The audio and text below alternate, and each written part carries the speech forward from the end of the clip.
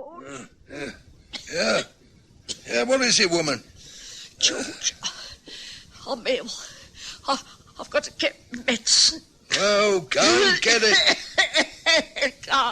Can't you help me, George? Oh, you'll be all right, though. Go get it. He's downstairs and I can't. Shut up. All right, George. I'll try. Got to keep trying. I didn't think it would ever be as bad as this. What an end. But it is the end. Do we have to pay an even greater price? I wonder. Well, we shall see. Ow!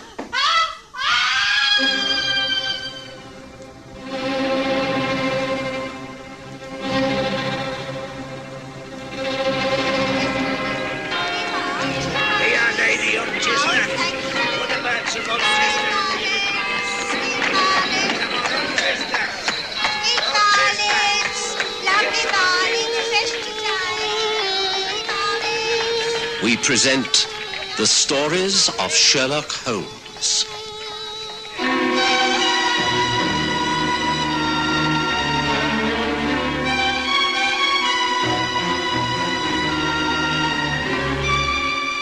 Tonight, the greater price.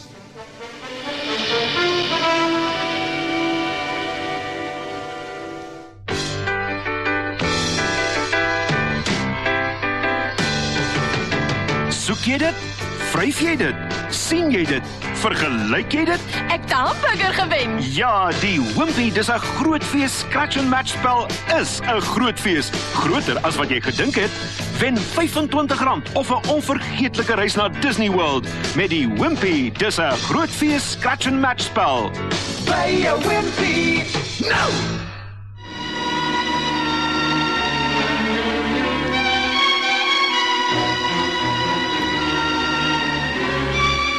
In the year 1885, I was still in practice at Paddington. I was living at Baker Street and slowly building up a reputation as a general practitioner. Holmes had already achieved some quite considerable fame, and our friendship was already settling down to a solid partnership. I was growing used to his untidiness and eccentricities, and he was tolerating my steady respectability. I never interfered with his work, and he was frankly not interested in mine. But there was this one case where our interests seemed to overlap. It started when I was called out to the home of George and Emma Baker. Emma was an old patient of mine, and she'd had a nasty fall down a flight of stairs.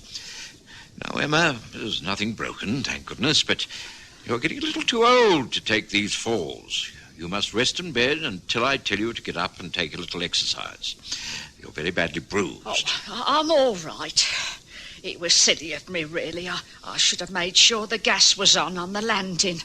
I must have tripped over the rug. Well, you shouldn't have been out of bed anyway. Well, I had to get me medicine.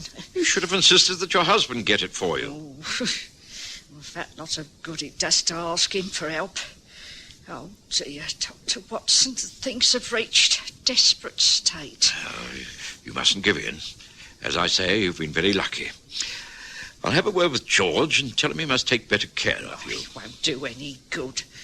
He'll be home here soon, wanting his supper. Well, he'll have to get it himself. I'm sure you've got plenty of food in the larder. Get him to boil some eggs or make some soup. He'll be off down the road to the Rose and Crown. Spends more time and money in that place than he does in his own home. Emma? Emma, you all right? The doctor's here.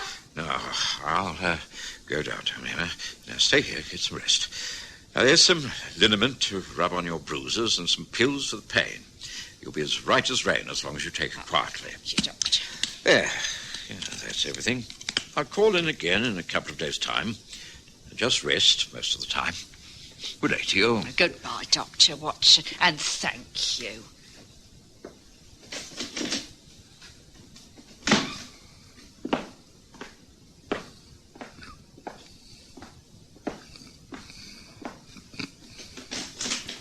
Oh, hello, Doc. How's the old girl? Oh, severely shaken. You really must take more care of her. She works too hard and she isn't a very strong woman. She's been lucky on this occasion, but she's got to take care. And it's up to you. You know what she's like. She'll be up and about in no time. She moans a bit, but she always comes through. Trouble is the money's running out a bit. They're laying off men down at the plant. Things aren't as rosy as they were. Well, you'll just have to be as thrifty as possible. I'll call back in a couple of days' time. But please, do look after her. And I mean it. We doctors can't work miracles, you know. And later to you, George. I had very little time for George Baker. I knew his wife was hard-working and thrifty, but George was something of a spendthrift, throwing money away on horse racing and hard drinking. But there was little I could do but offer advice. I kept my promise and called at their home 2 days later. Emma was up doing the weekly wash and cooking a stew. The air was fetid with the smell of drying sheets and boiled cabbage. Well, Anna, as you see me, not so bad, not so good. I've warned you before, Emma. You're overtaxing your strength. Oh, it's got to be done. Couldn't go on being ill. Not when we've got a visitor coming to stay. Sort of vague cousin from Australia. Ever such a nice letter he's written. Just arrived in this country. First time he's been here, and he don't know anyone. George has gone down to the station to meet him. Oh, must get this all cleared up before they arrive. Oh, dear. Oh, that sounds like them. Oh, dear, dear. All behindhand. Now, sure you won't stay for a cup of tea, Doctor? The kettle is on. No. Thank you. You already have company. Come in, Sally. Meet the wife. Emma, this is Roy Thornton. Roy, this is the missus. Oh, and Dr. Watson, the family doctor, you know. Well, our Iris is youngest, all the way from Australia. How do you do, Mrs. Baker? Very good of you to make me so welcome. Oh, it's great pleasure. I hope you'll be comfortable here. We're only working class, you know, rough and ready. But you can treat the place like home for as long as you like. Thank you. It's very good of you. Well, look, the missus obviously isn't ready for us at the moment. Why don't you dump all your cases in the spare room and let's stroll down to the Rose and Crown for a pint? Might as well introduce you to the English pubs. One of the prides of the country. No good, asking you to join us, is it, Dr. Watson? I'm afraid not. I must get about my rounds. Good day to you, Mr. Thornton. Bye, Emma. Don't forget my advice. Bye-bye for now.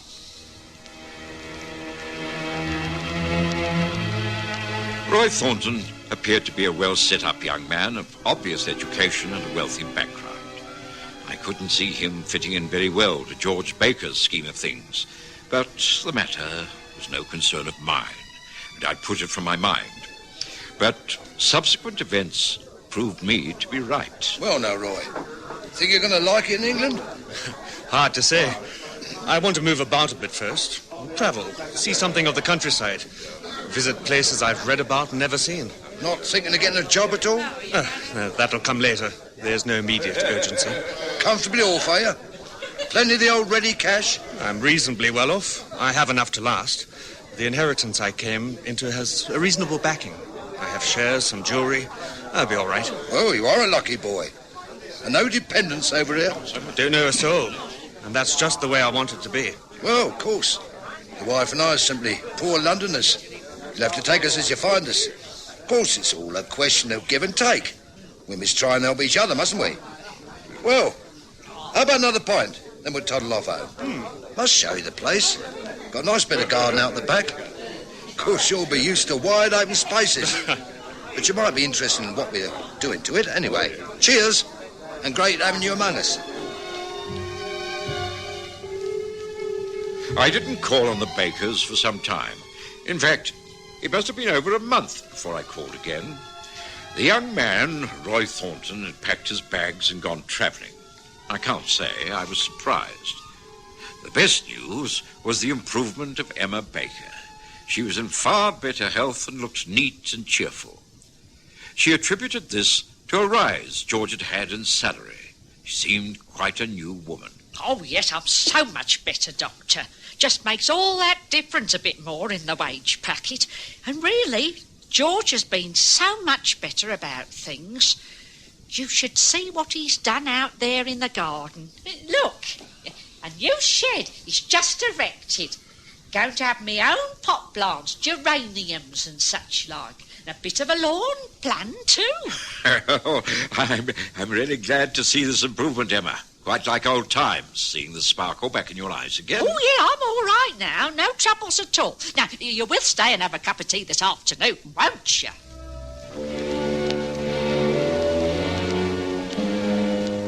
Of course, I discussed none of this with Sherlock Holmes. The progress of a working-class Paddington family was of no interest to him whatsoever. But it was then that the hand of coincidence began to move. I'd returned to our rooms after a rather tiring day to find Holmes deep in conversation with a young man named Arthur Hughes. I'm sorry to bother you like this, Mr. Holmes. I know you must be a very busy man, and my small troubles are probably beneath you. Oh, not at all. I'm always willing to listen to people with a problem. Please do sit down and feel free to smoke. Watson and I find the relaxation of a pipe ideal at this time of the day. Yes, most agreeable. Take a light from the fire. Oh, thank you.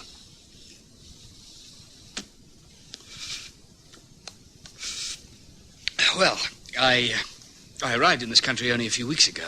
Met a fellow on the ship coming over. We sort of chummed up and agreed to meet and travel up to Scotland together. We'd neither of us been here before, and to have a friend to travel with is quite an adventure. Well, this fellow, Roy Thornton is his name, has disappeared. Excuse me, but did you say Roy Thornton? Yes, that's right. Why? Nothing. Carry on. Well, I left a forwarding address with Roy, and he said he'd get in touch. He was planning to stay with some distant relatives in some part of the city. Well, he just hasn't written, and I know there is uncollected mail from Australia waiting for him at his bank. It's all rather puzzling. I'm sure something must have happened to him. I've tried advertising in the agony columns of the press, but without success. And I wondered if you could give me any advice. Well, there doesn't seem to be very much data. I know, but that's what's so bewildering. I don't like to butt in, but I think I can help you here. It really is the most amazing coincidence, but I think I've met this young Australian fellow. I have a patient, a Mrs. Emma Baker, who lives not far from here in Paddington. She had a young man named Roy Thornton living with her for a while. He was a vague relation. He sounds very much like the same man. The facts dovetail in far too easily to ignore, Watson. What has happened to the young man? Well, Emma Baker says he's gone off travelling. I don't know whether he's kept in touch with the Bakers. I could easily inquire. Oh, that's very decent of you, Doctor. I'd appreciate that. Frankly, I'm quite concerned. Roy's not the type of young man to let people down. Oh, why don't you join me in a visit to the Bakers' home tomorrow morning? If you care to come here at 9:30, I can make it the first call of the day. Ah, thank you. I think that's a very good plan. And perhaps an even better plan would be for me to accompany you two gentlemen. I have been known to pick up a few clues where others have failed. At 9:30, did you say, Watson? Then 9:30 it is. And now, a glass of brandy all round to round off the evening, don't you think?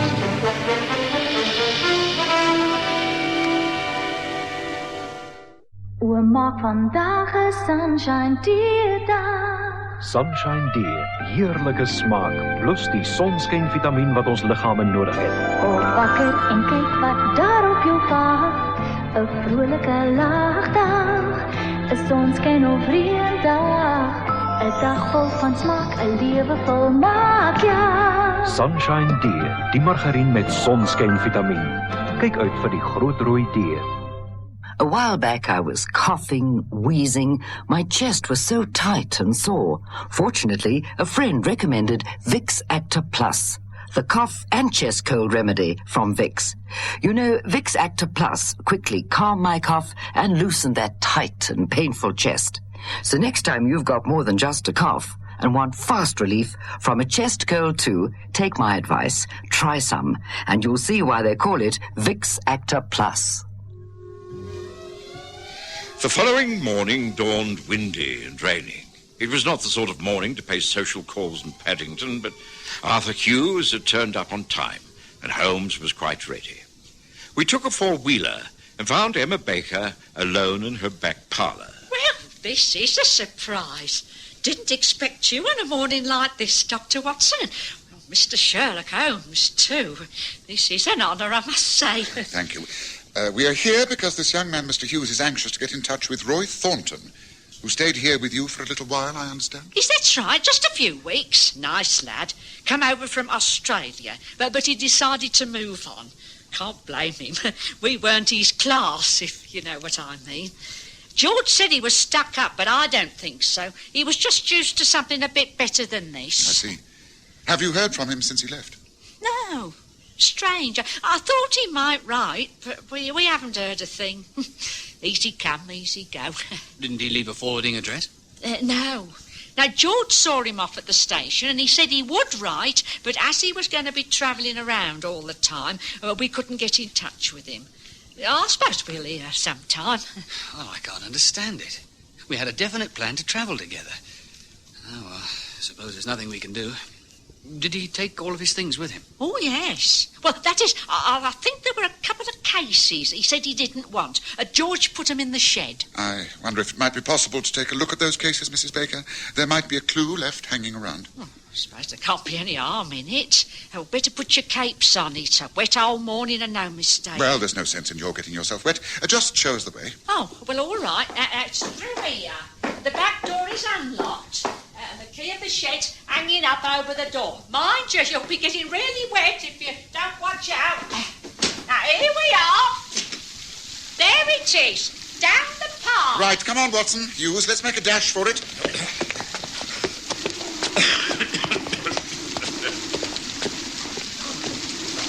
Here we are.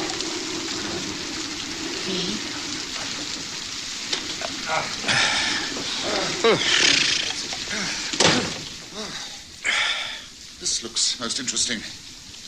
Quite a recent building, I take it. Yes, pride of Emma Baker's life. She's going in for pot plants. Yes, but meantime, we need those suitcases. They're on the shelf, I think. Yes, that's one. I'm sure I recognise it. Yes, it's quite a good pigskin bag. I would have thought this far too good to leave behind. Now, let's see.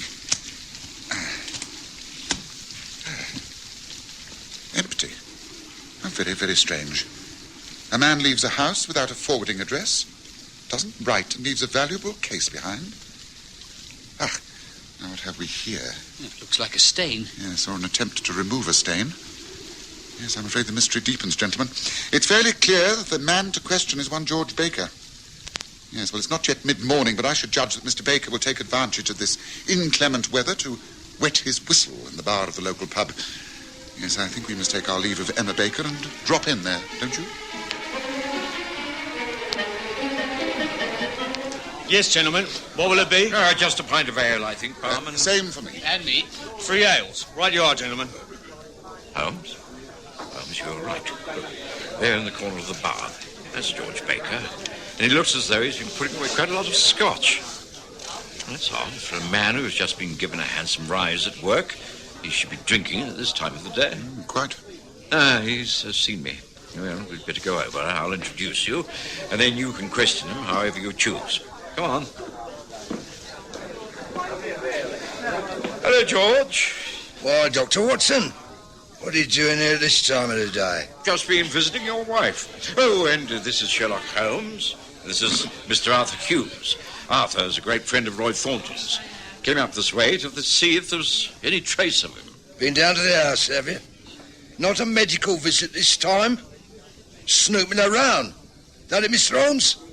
I've heard of you, Nosy Parker. What are you after this time? The answer to that is the whereabouts of Roy Thornton. He seems to have disappeared. Oh, who says so? He's a free man with a lot of money. Able to move about all over the world if he wants to. Wife and I weren't good enough for him, so he packed up and left. Simple as that. It's on the 12th of September, about 8:30 in the evening at Paddington Station. Had he much luggage with him? As he wasn't planning to come back, I think he had all of it. All except a couple of suitcases you placed carefully away in your new shed. Isn't that so? Now, look here. What is this cross-questioning? I tell you the fellow's gone.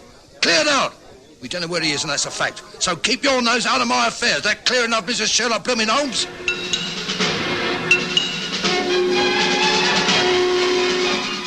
It was clear that Holmes suspected some kind of foul play.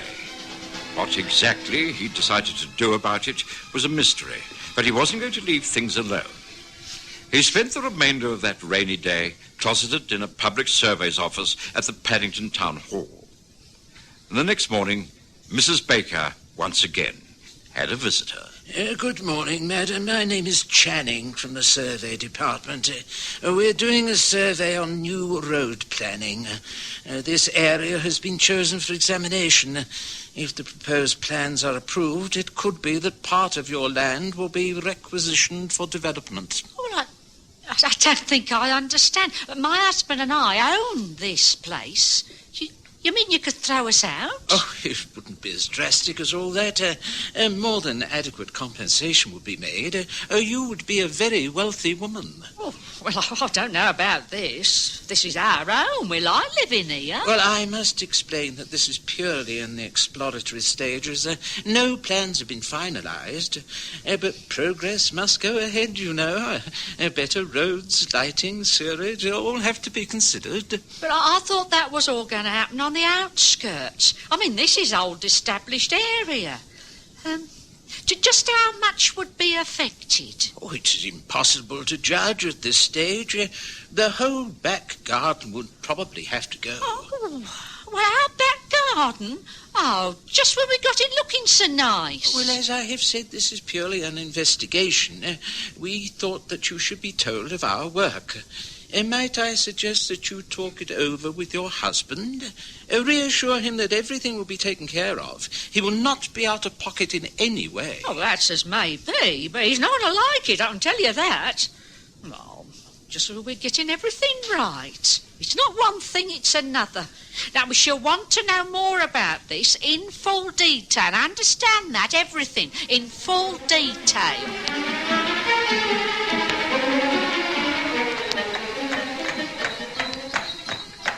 You're certainly taking a great interest in the disappearance of Roy Thornton, Holmes.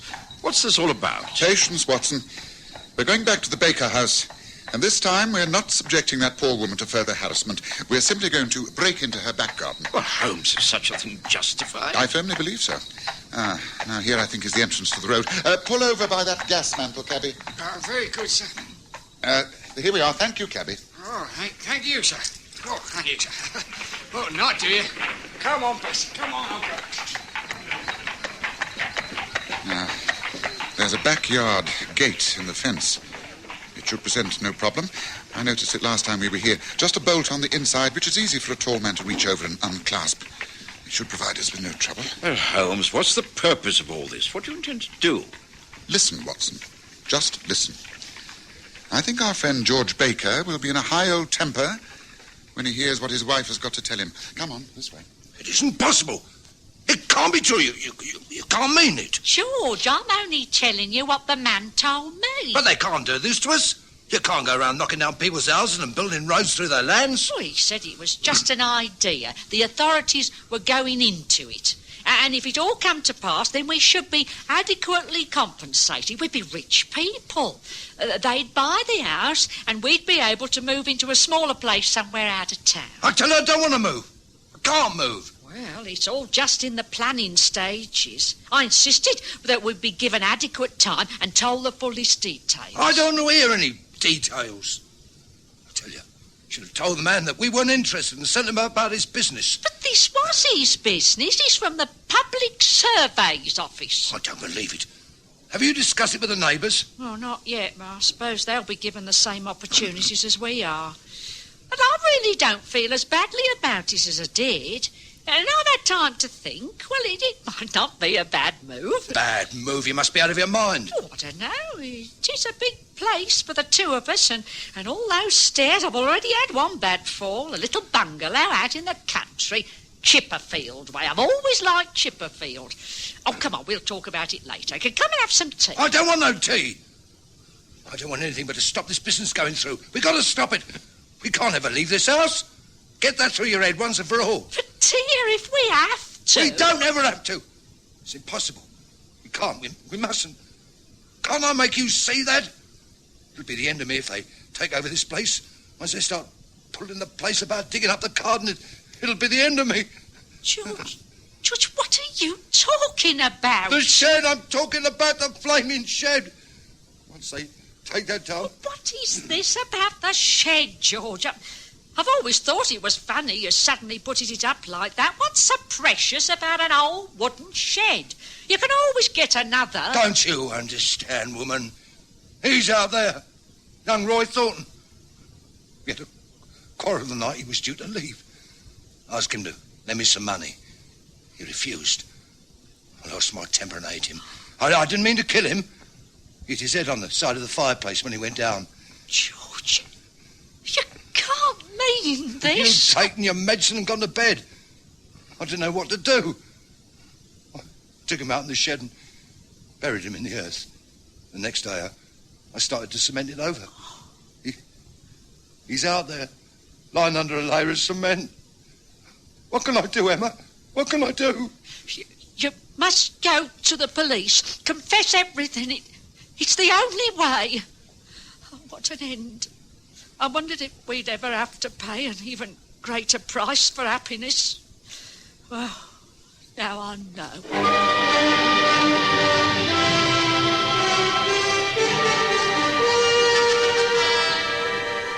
Een tydjie gelede het ek 'n slegte hoes gehad. My bors was benoud en seer. Gelukkig beveel 'n vriend toe Vicks Actoplas aan. Die nuwe hoes- en borsverkoue medisyne van Vicks. Jy weet, Vicks Actoplas het my gehoes en daai benoudheid en pyn aan die bors gou laat bedaar. As u ooit meer as net 'n hoes het en 'n verkoue op die bors gou wil verlig, volg my raad. Neem Vicks Actoplas. U sal sommer sien hoekom hulle dit Vicks Actoplas noem. O, maak vandag 'n sunshine dag. Sunshine D, heerlike smaak, plus die sonskynvitamien wat ons liggame nodig het. Kom wakker en kyk wat daar op jou wag. 'n vrolike lagdag, 'n sonskyn of reëndag, 'n dag vol van smaak, 'n lewe vol maak, ja. Sunshine D, die margarien met sonskynvitamien. Kyk uit vir die groot rooi D. Sherlock Holmes and I overheard everything. When George Baker realized they'd been witnesses to his confession, he broke down completely. He took his wife's advice and gave himself up. As Holmes said later... A sad case, Watson. I've no doubt that when he comes to trial, they will take into consideration that it was an accident. A post-mortem will show that, but, oh dear, what a pathetic chain of events. Of course, Baker might have got away with it if they had continued to live in that house. That's why I had to arrange the fake meeting of the surveyor. I was aware from the moment I entered the shed in the garden that something was wrong. The cement so uneven, the pile of earth outside the window, the suitcases. As I say, a pathetic case.